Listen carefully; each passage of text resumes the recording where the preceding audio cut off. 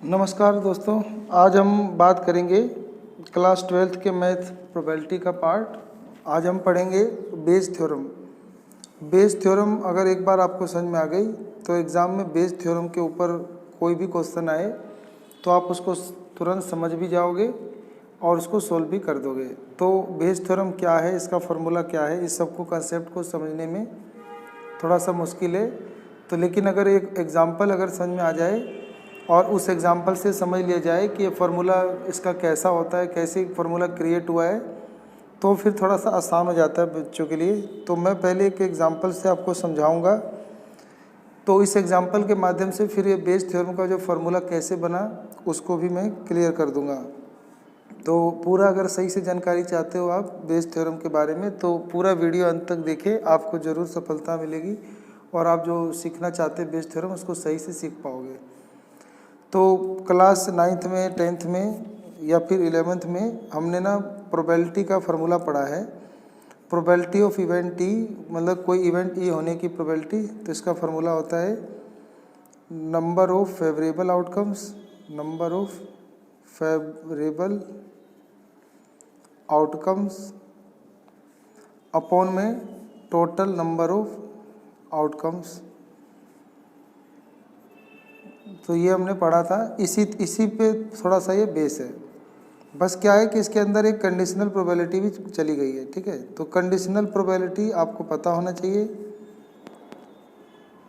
Conditional probability ऐसे होता है कि probability of event E when event F had occurred, यानी घटना ई होने की प्रायिकता, जो घटना अब घटित हो चुकी है। तो इसको निकालने के लिए हम दोनों का इंटरसेक्शन ऊपर लिखते हैं और प्रोबेबिलिटी ऑफ एफ से डिवाइड कर देते हैं। अगर यहाँ प्रोबेबिलिटी ऑफ एफ है तो एफ से डिवाइड, और अगर ये उल्टा होता, अगर हमारा पी ई बाई एफ होता, मतलब एफ बाई ई होता, तो फिर दोनों का इंटरसेक्शन तो ऊपर ही आएगा, फिर हम डिवाइड करते प्रोबेबिलिटी ऑफ इवेंट ई से। तो कंडीशनल प्रोबेबिलिटी भी आपको आना चाहिए। तो कंडीशनल प्रोबेबिलिटी और जो छोटी क्लासों में हम पढ़ते हैं 9th 10th में, नंबर ऑफ फेवरेबल आउटकम्स अपना टोटल नंबर ऑफ आउटकम्स से आपका प्रोबेबिलिटी ऑफ एन इवेंट निकल आता है, तो उसी पे ये बेस है। तो ये दो चीज़ें अगर सही से पता है तो फिर हम आगे इसको सीख सकते हैं। तो पर्सन है कि bag 1 contains 3 red and 4 black ball. इसके अंदर क्या है कि एक ट्री डायग्राम जैसा भी बनता है, मतलब एक के आगे एक ऐसे ट्री डायग्राम होता है ना, ऐसे एक के आगे एक ऐसे ऐसे बनता है। तो कहता है कि bag 1 contains 3 red ball, 3 red and 4 black ball, यानी एक ना आपके पास बैग 1 है और इसके अंदर 3 रेड और 4 ब्लैक बॉल है। ऐसी कहता है कि वाइल अनदर बैग 2, और एक आपके पास दूसरा बैग 2 है, कंटेन्स 5 रेड, और इसके अंदर आपके पास 5 रेड यानी लाल और 6 ब्लैक यानी काली गेंदें हैं 6। 1 ball is drawn at random, एक गेंद निकाला गया है, और रैंडम मतलब होता है बिना देखे निकाला गया या बिना बेमानी के, बिना छेड़छाड़ के निकाला गया। And after one of the bag, from one of the bag, हमने किसी एक बैग से एक गेंद निकाला, and it is found to be red, और जब वो गेंद निकाला तो वो लाल पाया गया। तो फाइंड द प्रोबेबिलिटी दैट, तो प्रायिकता ज्ञात करो कि it was drawn from bag 2, कि जो निकाला गया गेंद हो वो हमने बैग 2 में से निकाला हो, यानी दूसरे बैग में से रेड निकाला हो, इसकी प्रोबेबिलिटी हमें फाइंड करनी है। सही है। तो देखो एक तरीके से क्या हो गया कि एक ना ट्री डायग्राम जैसा ही बन गया कि पहले आपको देखो, पहले तो आपको ये बोला है कि आपको रेड गेंदें चुननी है। तो रेड तो अब दोनों ही बैगों में है, तो आप इसमें से रेड निकालोगे या इसमें से निकालोगे। तो पहले तो हमें कोई एक बैग चुनना ही पड़ेगा कि पहला बैग में से पहले एक पहला बैग चुने और उसे खोल के उसके अंदर लाल बैग चुने, या फिर दूसरा बैग चुने और फिर उसके बाद लाल वाला गेंद चुने। तो हमारे पास यहाँ पे 2 चॉइस हो जाती हैं। तो ऐसे हमारे पास जब 2 चॉइस हो जाती हैं तो एक बार पहले बैग चुनने की प्रोबेबिलिटी निकालनी पड़ेगी और फिर बैग के अंदर से फिर रेड या ब्लैक गेंद निकालने की प्रोबेबिलिटी चुननी पड़ेगी। तो यानी पहले एक चीज़ चुनने की प्रोबेबिलिटी और उसके बाद उसके अंदर से कुछ चुनने की प्रोबेबिलिटी, और ऐसी चीज़ों को निकालने की प्रोबेबिलिटी के लिए बेस थ्योरम बनाया गया है। तो बेस थ्योरम और अच्छे से भी समझते हैं, पहले इसका उत्तर जान लेते हैं।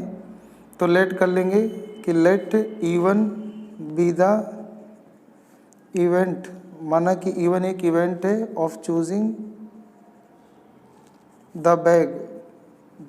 बैग फर्स्ट, मतलब जो पहला बैग चुनना है इसकी प्रोबेबिलिटी को हमने E1 मान लिया, ऐसे लिख देंगे एंड, ठीक है, and E2 the event of, E2 जो है ना इवेंट है ऑफ चूजिंग द बैग 2, आप बैग 2 चुनना है, ठीक है। और फिर लिख लेंगे ए क्या है, A be the event of drawing और रेड बॉल, तो और ए क्या है, एक लाल गेंद चुनने की प्रोबेबिलिटी है, सही है। तो अब क्या होगा कि एक ट्री डायग्राम बन गया कि पहले आपको कोई लाल, या तो तुम्हें पहला बैग चुनना होगा या दूसरा बैग चुनना होगा, और उसके बाद उसमें से आपको लाल गेंद निकालनी होगी, ठीक है। तो एक ट्री डायग्राम बन गया, ऐसे ऐसे ऐसे ट्री डायग्राम आपका बन गया, ठीक है। तो यहाँ पर जो पहले आपको कोई बैग चुनना है उसके लिए आपको E1 E2 चुनना होगा, और उसके बाद उसमें से कुछ चीज़ निकालनी है तो इसके लिए आपको एक इवेंट ए लेना होगा। तो आपके पास यहाँ पे 3 इवेंट हो गया, पहले बैग चुनना और फिर उसके अंदर से बॉल चुनना, तो बॉल चुनने को हमने ए मान लिया, ठीक है। अब ना बैग चुनने की प्रोबेबिलिटी क्या होगी, तो 2 ही बैग है, तो पहला बैग चुनना हो या दूसरा बैग चुनना हो, दोनों की प्रोबेबिलिटी क्या होगी, 1/2 आधे आधा, और फिर PA/E1 क्या होगा, इसका मतलब होगा कि ड्राइंग अ रेड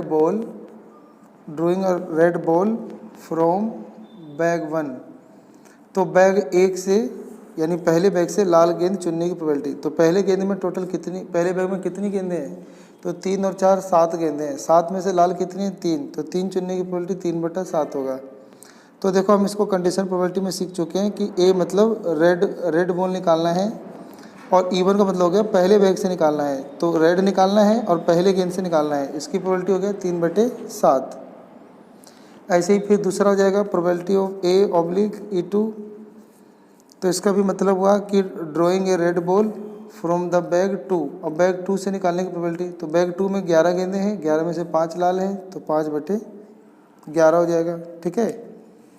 तो उसके बाद अब हमें पर्सन में क्या बोला था, हमें पर्सन में बोला था कि find the probability that, probability ज्ञात करो कि it was drawn from a bag 2, यानी जो लाल गेंद निकालना था, तो 1 ball is drawn at random from one of the bag and it is found to be red, find the probability that it was drawn from bag 2। तो बोलता है कि जो चुना गया गेंद है वो दूसरे, मतलब जो लाल गेंद चुना गया है वो दूसरे बैग से चुने होने की प्रोबेबिलिटी आपको निकालनी थी। तो उसके लिए आपको क्या लिखना पड़ेगा, तो P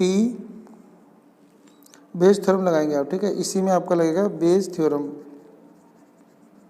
तो बेस थ्योरम ये होगा कि प्रोबेबिलिटी ऑफ मतलब A2/A, इसका मतलब है कि लाल गेंद जो चुनी गई है वो बैग 2 से आने की प्रोबेबिलिटी, तो इसके लिए क्या होगा कि पहले हम बैग चुनेंगे तो बैग की प्रोबेबिलिटी और उसे मल्टीप्लाई कर देंगे A/E2, इसका मतलब होता है लाल गेंद निकालने की प्रोबेबिलिटी से, और वो किससे निकाला गया है, वो दूसरे बैग से निकाला गया है। तो पहले हम दूसरे बैग चुनेंगे तो दूसरे बैग चुनने की प्रोबेबिलिटी और गुना करेंगे, उसके बाद उसमें से लाल गेंद निकालने की, एक के बाद एक निकालने की, ठीक है। और हमने पढ़ा था कि नंबर ऑफ फेवरेबल आउटकम्स और divide by total number of outcome, तो टोटल नंबर ऑफ आउटकम कैसे बनेंगे, तो अब हो सकता है पहले से भी चुना जाता, तो यानी पहले बैग चुना जाता और फिर उसमें से लाल चुना जाता, नहीं तो दूसरा बैग चुना जाता और फिर उसमें से लाल चुना जाता। तो ये हो गया नीचे आपका टोटल, नीचे आपका आ जाएगा टोटल प्रोबेबिलिटी और ऊपर हो गया फेवरेबल प्रोबेबिलिटी, यानी ऊपर हो गया लाल वाला बैग से मतलब दूसरे बैग में से लाल गेंद निकालने की प्रोबेबिलिटी, और नीचे हो गया टोटल प्रोबेबिलिटी लाल गेंद निकालने की टोटल प्रोबेबिलिटी। अगर वो पहले बैग से निकाला गया तो PE1 और उसमें से लाल निकाला गया तो PA/E1, प्लस दूसरे बैग में से निकाला गया और लाल निकाला गया तो फिर PE2 और फिर PA/E2। तो ये आपका यही फार्मूला होता है आपका बेस थ्योरम। तो इसका मतलब अब मैं दूसरा बैग चुनना था तो उसकी प्रोबेबिलिटी 1/2 और उसमें से अब लाल गेंद निकालनी थी, तो उसमें से लाल गेंद निकालने की प्रोबेबिलिटी 5/11, और डिवाइड कर देंगे टोटल प्रोबेबिलिटी से, यानी अब लाल गेंद की प्रोबेबिलिटी से। तो पहले बैग से निकाला गया उसकी प्रोबेबिलिटी 1/2 और उसमें से लाल निकलती तो उसकी प्रोबेबिलिटी 3/7 और फिर 1/2 दूसरा बैग चुना जाता और उसमें से लाल निकालने की प्रोबेबिलिटी 5/11 और फिर हम इसे सोल्व कर देते। तो 5 एकम 5 बटे में 11 दूनी 22, 3 एकम 3, 7 दूनी 14 प्लस 5 5 बटे में 22। फिर इसको 5 बटे में 22 लिखते और फिर हम इसका एलसीएम लेते।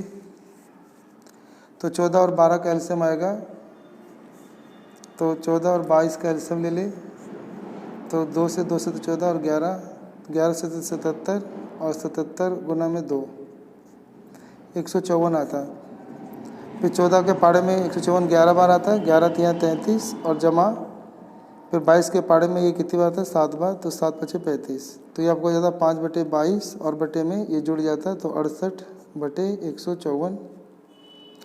अब 154 कहाँ चल जाएगा ऊपर गुना में, तो 5/22 और गुना में 154 और बटे में 68। अब ये 11 से कट जाता, 11 दूनी 22 और ये 11 से कट जाता, 11 कम 11 11 11 कम 11 11 चौक 44, फिर 2 से कट जाता 7 7 5 फिर 35 और बटे 68। तो आपका आंसर आता है 35/68। तो ये आपका था बेस थ्योरम। बेस थ्योरम को और दोबारा से समझाता हूँ। तो इसमें क्या होगा कि इसके अंदर पहले आपको क्या करना पड़ा कि पहले कोई 2 बैग थे और पहले 2 में से कोई एक बैग चुनेंगे और फिर उसके बाद हमें एक रेड बॉल चुनना था। तो इस चीज़ की प्रोबेबिलिटी को बेस थ्योरम से निकाला जाता है, जिसके लिए कंसेप्ट यही होता है नंबर ऑफ फेवरेबल आउटकम्स अपने टोटल नंबर ऑफ आउटकम्स। बस इसमें कंडीशनल प्रोबेबिलिटी लग जाती है कि एक घटना होने की प्रोबेबिलिटी उससे पहले एक घटना हो चुकी है। तो इसका मतलब अगर आपको लाल गेंद निकालनी है तो उससे पहले आपको एक बैग चुनना होगा। तो अब पर्सन बोला था कि बताओ लाल गेंद निकालने की प्रोबेबिलिटी, अगर वो बैग 2 से चुनी है तो जो आपसे पूछी गई थी तो वो फेवरेबल हो गया आउटकम्स, तो उसको आप ऊपर लिख दोगे। तो लाल बैग चुनने की प्रोबेबिलिटी पहले 1/2 और उसमें से लाल गेंद आने की प्रोबेबिलिटी 5/11, उससे मल्टीप्लाई कर दोगे तो मल्टीप्लिकेशन भी लग गया इसमें। और फिर पहले बैग चुना गया होता तो 1/2, उसमें से लाल निकलता तो 3/7 और प्लस दूसरा बैग चुना गया होता तो 1/2 और उसमें से लाल निकलता तो 5/11। तो नीचे प्लस लगा देंगे टोटल प्रोबेबिलिटी। तो number of favourable outcome total number outcome से ही आपका ये जो फार्मूला बना यही बेस थ्योरम है, जिससे आंसर 35/38 आया था। ठीक है, यही आपका बेस थ्योरम होता है। तो अब मैं आपको बताता हूँ बेस थ्योरम का पूरा निचोड़। तो बेस थ्योरम क्या होता है, तो if E1 E2 En are the non empty event, यानी जो E1 E2 En ऐसे बहुत सारे आपके नॉन एम्पटी इवेंट हैं। नॉन एम्पटी इवेंट मतलब ऐसे इवेंट जिसमें कुछ ना कुछ मतलब सैंपल हैं या कुछ ना कुछ सेट हैं, एलिमेंट हैं, कोई खाली नहीं है। Which constitute a partition of sample space S, और ये जो इवेंट हैं ये सब ना एक बड़े सैंपल स्पेस यानी जो S होता है उसके ना छोटे छोटे पार्टीशन है यानी भाग हैं। एंड E1 E2 ऐसे ऐसे बहुत सारे पार्ट हैं। And are pairwise disjoint, लेकिन वो सब आपस में पेयर वाइज डिसजॉइंट है, यानी उनमें डिसजॉइंट है, यानी उनमें कोई भी चीज़ कॉमन नहीं है, सब अलग अलग है। डिसजॉइंट आप जानते हो जिसमें एक इवेंट के एलिमेंट और दूसरे इवेंट के एलिमेंट में कोई भी इंटरसेक्शन ना हो, कोई भी कॉमन पार्ट नहीं हो, वो दोनों अलग अलग हो। और E1 E2 ऐसे इन सब का यूनियन निकालें और वो सैम्पल स्पेस के बराबर हो। And A is any event, और A कोई इवेंट है और वो भी एक नॉन जीरो प्रोबेबिलिटी वाला इवेंट है। तो फिर हमें प्रोबेबिलिटी ऑफ इवेंट मतलब सम इवेंट निकालना होगा और उसमें से फिर एक चीज़ निकालना होगा। जैसे अभी हमने देखा कि पहले एक बैग था तो पहले बैग चुनना होगा और फिर उसके अंदर से हमें एक रेड बॉल निकालना था। तो पहले इवेंट चुनेंगे तो सभी इवेंट की प्रोबेबिलिटी हो जाएगी और उसमें से जो चीज़ चुना गया है ए यानी जैसे रेड बॉल तो उसकी प्रोबेबिलिटी, तो ये बराबर होगा आपका। अब जो भी बैग चुना गया है आई, तो जैसे वो पहला दूसरा तीसरा जो सा बैग चुना गया हो तो पहले वो वाला बैग की प्रोबेबिलिटी ऊपर और मल्टीप्लाई उसमें से फिर दूसरी चीज़ आने की प्रोबेबिलिटी, जैसे भी लाल गेंद निकाला था उसकी प्रोबेबिलिटी हो जाएगा A/E1। तो इसका मतलब हुआ कि रेड गेंद आने की प्रोबेबिलिटी, लेकिन इससे पहले ये बैग चुन चुके हैं या ये एक इवेंट हो चुका है। और फिर डिवाइड कर देंगे सिग्मा J बराबर I, तो I से लेकर जहाँ तक मतलब टोटल, इसको बोलते हैं टोटल थ्योरम ऑफ प्रोबेबिलिटी। तो जितने बैग हों, 1 हो, 2 हो, 3 हो, तो उन सब के प्रोबेबिलिटी को और उनके अंदर से जो लाल गेंद निकालने की प्रोबेबिलिटी है, तो उनको उन सबको मल्टीप्लाई करके सबका सम कर दो, तो उससे डिवाइड दे दो। तो ये जो आपका फार्मूला बना, यही आपका बेस थ्योरम होता है। बाकी इसको चित्र से भी समझ सकते हो कि ये मान लो ये एक रेक्टेंगल है ना, ये एक सैम्पल स्पेस है, तो इसमें से एक इवेंट E1 हो गया, E2 हो गया, E3 हो गया, ऐसे बहुत सारे इवेंट हो गए, और उन सब में से उनमें से कुछ ना कुछ मतलब कॉमन पार्ट होगा, उसे बोलेंगे इवेंट ऑफ ए। तो इवेंट ए, अब इनमें से कोई एक के बारे में पूछेगा, जैसे पी हमसे पूछेगा पहले बैग में से, जैसे चुना अभी हमने देखा ना, पहले बैग यानी E1 में से लाल गेंद आने की प्रोबेबिलिटी बताओ। तो हम क्या करेंगे, तो पहले बैग की प्रोबेबिलिटी को उसके बाद जो कंडीशन प्रोबेबिलिटी होती है दूसरी गेंद यानी लाल निकालने की प्रोबेबिलिटी से डिवाइड दे देंगे, और फिर नीचे टोटल नंबर ऑफ आउटकम्स यानी सारे, फिर दूसरा बैग उसमें से लाल आने की प्रोबेबिलिटी, फिर तीसरा बैग उसमें से लाल आने की, चौथा बैग उसमें से लाल आने की, ऐसे सबकी प्रोबेबिलिटी से डिवाइड कर देंगे। तो टोटल प्रोबेबिलिटी से डिवाइड कर देंगे, तो इसी नियम को बोलते हैं बेस थ्योरम। ठीक है, तो उम्मीद करता हूँ कि थोड़ा बहुत आपको समझ में आ गया होगा। अभी और अगले वीडियो में एग्जाम्पल देखेंगे, तो वहाँ से हम और अच्छे जो कंसेप्ट हैं वो क्लियर कर लेंगे। ठीक है, तो बेस थ्योरम बस इतना ही होता है, बाकी आप प्रैक्टिस कीजिए और इसको सीखिए, तो आपको पूरा बेस थ्योरम जो है परेशानी नहीं होगी। बस आपको इस बात का ध्यान रखना है कि आप जो भी क्वेश्चन करेंगे उसमें आपका ट्री डायग्राम बनेगा, यानी पहले आपको कोई एक इवेंट चुनना होगा और उसके बाद फिर आगे एक इवेंट चुनना होगा। ठीक है, तो ऐसी चीज़ों के लिए आपको बेस थ्योरम जो है वो अप्लाई करना है, और आपको टोटल थ्योरम ऑफ प्रोबेबिलिटी भी समझ में आ गया होगा इस डायग्राम से। ठीक है, तो ऊपर आपको लिखना है नंबर ऑफ फेवरेबल आउटकम्स, यानी जिस बैग में से निकालना होगा या पर्सन में जो इवेंट कहेगा उसमें से वो चीज़ चुनने की प्रोबेबिलिटी ऊपर, और नीचे आ जाएगा सभी संभावनाओं का प्रोबेबिलिटी का टोटल। तो बस इतना कर देने से आपका जो क्वेश्चन है वो सॉल्व हो जाएगा। ठीक है, तो मिलते हैं आपसे अगली वीडियो में। आप सबका अपना कीमती समय देने के लिए बहुत बहुत धन्यवाद।